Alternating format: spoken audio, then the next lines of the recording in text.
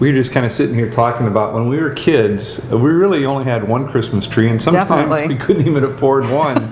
But it seems like nowadays kids have Christmas trees in their rooms with them. Well, you know, those little tabletop trees that everyone is selling now makes sense. I can see putting that in a child's room. The lights aren't hot anymore. You know, the dangers of a Christmas tree have kind of gone away. And this gives them an opportunity to be creative, create their own theme, put their ornaments together. And so we want to give you kids a little leg up. We're going to show you a couple of different garland ideas. Perfect. Well, why don't you start out? Mine's made out of something that kids know very well, construction paper. And just circles. You need larger circles. Find something around the house. This is a salt shaker that you can just trace around, which is kind of good for dexterity, and also you can trace around some large ones. And I actually have this little circle template, I don't know if you can see it, that you can make just about any size circle that you want.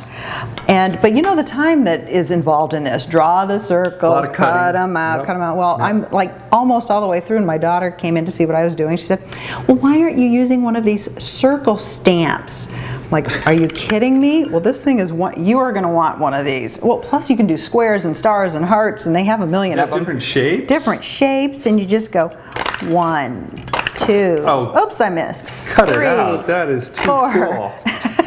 Look at that. I could have had this project done in no time. I want one of those. And they're perfect circles. Isn't that wonderful? That is great. I bet teachers knew all about those. Of course they did. So I made some large green circles, and I made some little small ones, and then to put them together to make the garland, I got out the sewing machine. Okay, and so that the sounds kids a are little gonna have to use the crazy. sewing machine. You're going to learn how to use the sewing machine. This is kind of a good way because it's easy. Sure. Get the sewing machine out and just line up your circles, you know, by the presser foot there, and just stitch straight through the circle. I did green and then 2 reds. You can green sew through and 2 paper. reds. You can sew right through paper. And I am going to show you, here's look at how that. my garland ended up. Isn't it adorable? That is really neat.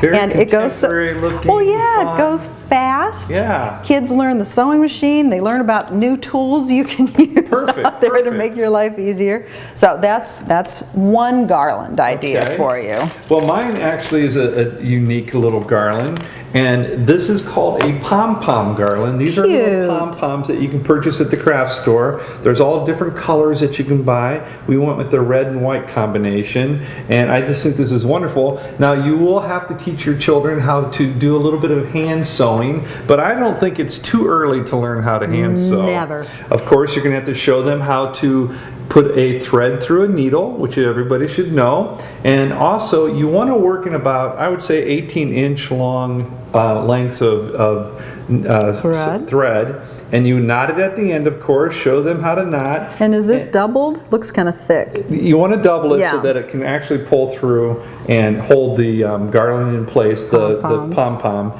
And leave a couple inches at the end, because when you're all done, you'll take these and combine many strings together to make one long string. That's smart, because you don't want a thread like this. What you do is you just push this through the center of the pom-pom, and there's a little bit of a core in there that the thread will go through and actually hold it in position. And you just kind of alternate your colors, just go through, push it through, teach your children how to avoid the needle as it comes out. And you just start stringing away, and eventually you have a wonderful long length of pom-pom garland. So when you get to the end here, you stop short. Stop short so you can make knot another it, knot, make another knot, and then you have a little snip off the end, and you have your little short segments and put them. I love that. And it's all done. Cuter than cute. It kind of reminds me of stringing popcorn when we were kids, but this is a lot neater. And hey, that's a good idea. You know, come up with your own ideas. Be creative for creating garland. Yeah, we used to do popcorn, cranberries. I can't imagine how messy that might have been. Yeah, but we didn't mind because it was a family thing together. It was something you did when the holidays arrived. So, hey, if you have any ideas, send them to us. This is all in our kids and family category, so go to that, and there's an article in here how you make your own garland. But we want to hear your ideas too. Have fun. Have fun. Now this is just